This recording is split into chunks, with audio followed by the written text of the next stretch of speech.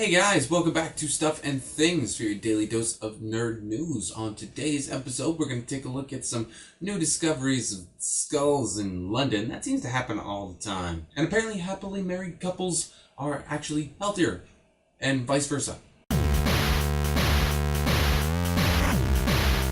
So first up for today, it seems that with all the random skeletons and stuff that are found when crews are digging up around in London, England must have been like a really bloody place. I know, like, a lot of death happened back in the day. Still happens, of course, but like ridiculously bloody.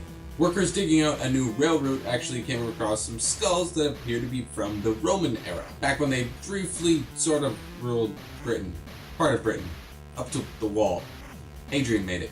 He named it after himself. Apparently this is a pretty common thing to just find random skulls of dead Roman, probably soldiers, no, probably citizens, just Roman people just trying to live. It's believed that this is actually part of a larger group that was found under a cemetery that belonged to enemies of, well, obviously British people, all killed by Queen Boudica's people, when she was trying to fight off the Roman stuff, which eventually did work. I mean, the Romans did eventually leave Britannia. So these particular skulls probably just got washed up during that time along the Thames, and they just, deposit themselves somewhere else.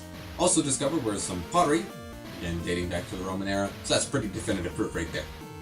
And again, this has apparently happened a lot. Apparently Britain, they just like to chop off people's heads and bury them. That's what England does to their enemies. Be forewarned. Moving along, some people think they're destined to be forever alone. But more likely, they'll actually just die younger and sicker, while the married ones are going to be the one who are living forever. A study that covered 20 years of couples living happily together found that there was actually a correlation, some sort of direct correlation between being healthier and being happily married. And it just kind of worked in reverse. You're happily married and you're healthy. You're healthy and you're happily married. The study looked at 1,681 people. Well, what's with the odd number in these studies about couples? The data poll did take over 5,000 variables into account, but the authors of the study cannot really conclusively say what's causing the phenomenon. It's a bit of a chicken and egg thing. They don't know if you go into a marriage happier and then you get health benefits from that, or you get health benefits and it makes it less strain on the marriage, and therefore you're happier together. So I guess it's just good advice to try out both.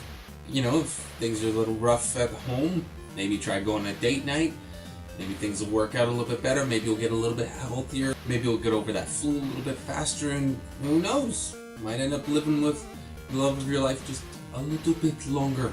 But that'll be all for me today, guys. So let me know in the comments down below what you think is the reason for this. Do you think being healthier will lead to a happier marriage, or do you think being happy will just make you so energized with love that no sickness can defeat you? Of course, if you like what you see, do not forget to hit the like and subscribe buttons wherever they happen to be. And we'll check you in the next video.